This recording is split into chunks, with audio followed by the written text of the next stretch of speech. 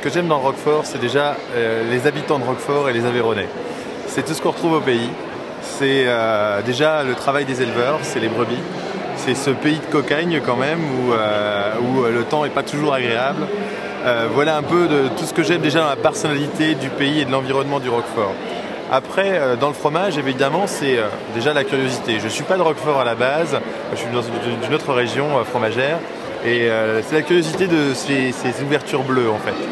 Et puis en même temps, c'est savoir que tout ce que peut révéler ce fromage, qui vit au travers des saisons, qui n'est produit que de décembre à juin, donc, et qui offre une palette aromatique au travers de ces saisons, au travers de la fabrication du produit, au travers de la conservation du produit, parce qu'en fait après il y a un grand travail qui est l'affinage sur le rocher de Roquefort, et qui va procurer au fromage toutes ces différences et toute sa subtilité en termes de goût.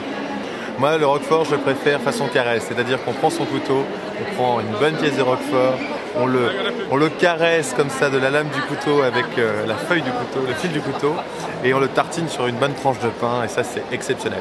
Et si aussi la recette de ma grand-mère, c'était les œufs cocottes au Roquefort, c'est-à-dire un peu de Roquefort, un petit peu de crème fraîche, 2 œufs, cuits au bain-marie et avec des bonnes mouillettes de pain de campagne, une merveille. Ah, mais c'est que du souvenir, c'est que du bonheur et que des perspectives parce que c'est un fromage qu'on peut consommer tous les jours à toutes les sauces, qui est à la fois, je dirais, généreux dans le goût, onctueux dans la finesse et qui nous offre une palette aromatique absolument agréable et amusante.